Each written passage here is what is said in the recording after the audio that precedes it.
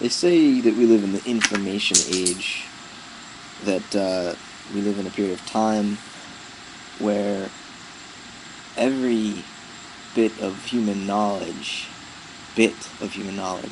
is available to every individual at any time, whenever they want it. It's all on the internet, and if it's not yet on the internet, then it's in a library somewhere, and it's there for you to learn about if you so choose. We live in an age when someone can make billions of dollars and in fact become the richest person alive on the planet based solely on selling information. Information is our most valuable commodity, so we say. It seems that we're finding out now with the current economic crisis that really oil is our most valuable commodity, because without oil we could not pass and exchange information as freely, as quickly, as easily, and so forth as we have grown used to over the past 100 years or so.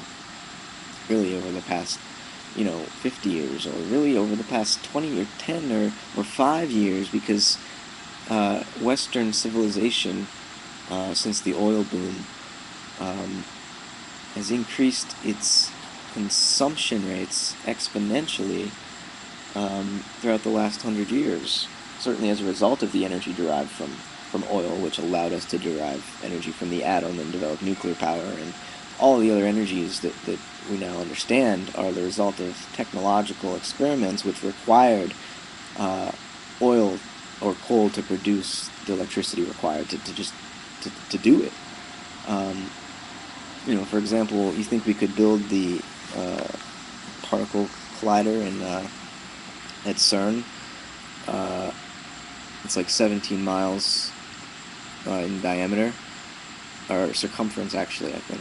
It's 17 miles in circumference, without oil, without energy and skills which required that oil be burned in order to... all of our information really rests on oil, but that's beside the point. What I really wanted to talk about was how human beings communicate, which, in our information age, we think human communication basically comes down to,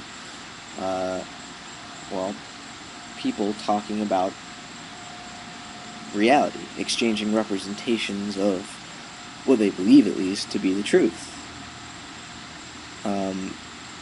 And if all we watch is the nightly news, or if all we read is the daily paper, and that's where we get our understanding of human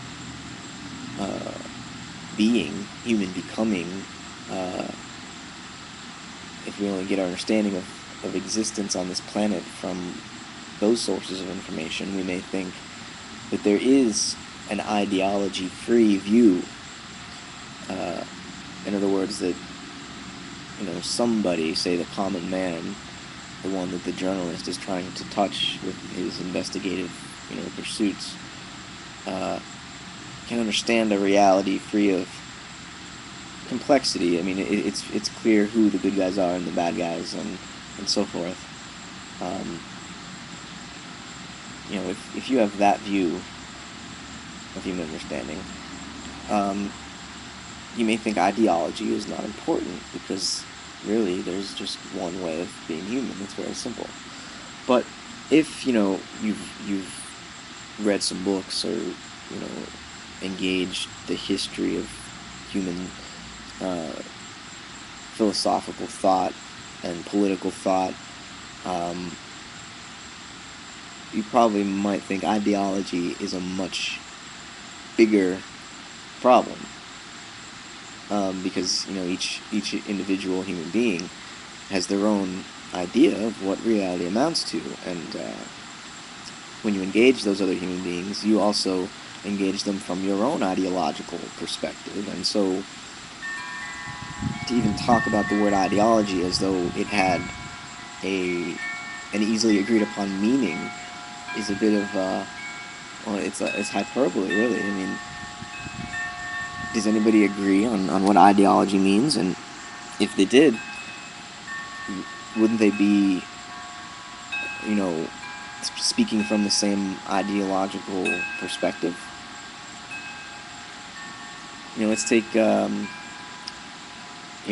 atheist versus theist um, confrontations, which occur so often on YouTube and even in the major media, the mainstream.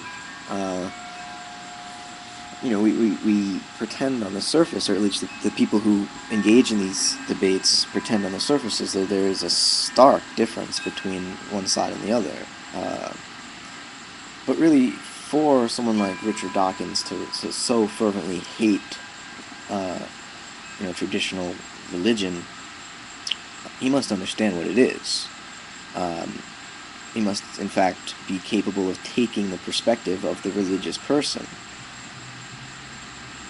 Any sharply divided pair of human ideologies is going to be more related than it is not, because the one person, the one ideologue, the atheist, say, always defines himself in comparison to what he is not, and in fact only understands himself in comparison to what he is not.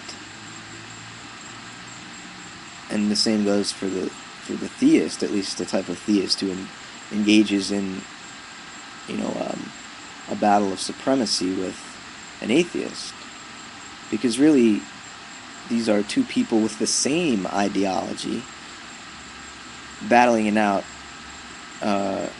for the reins of the same horses, really.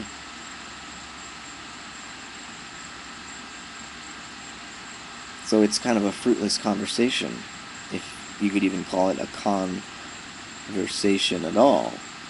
Unconsciously, certainly it is, because, as I said, the atheists and the theists know each other better than they think they do. They're family, really. In order to doubt, you must understand faith, because to have knowledge, which is the goal of doubt, requires faith. So these things are always related, and when people talk about them as though they're not defining themselves with one, saying, "Oh, I'm just a doubter." How could you just be a doubter? Just to assume that doubt is good, you must have, undergone some process of opening, or of faith. Otherwise, you wouldn't have made that assumption that doubt is worthwhile at all. You doubt because you seek knowledge, and to know, you must submit to the evidence.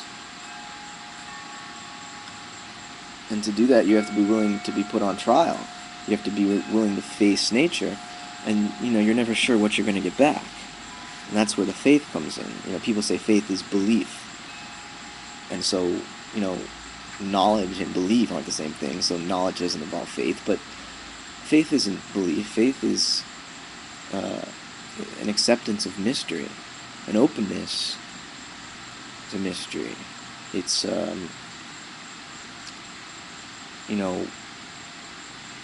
embracing the unknown, trusting it. So let's move to these types of conversations rather than fighting, opposing ourselves so sharply, and in fact only arguing against our own mirror image. Why don't we engage in a more open dialogue where, for example, what about the ethical teachings of Jesus as something for a human being to strive toward realizing in themselves? Isn't that something to be celebrated? And this thought came to me because Thomas Jefferson, I just read an article about Thomas Jefferson's Bible that I'll post a link to. He basically cut out the supernatural parts of the New Testament. I'll post a link.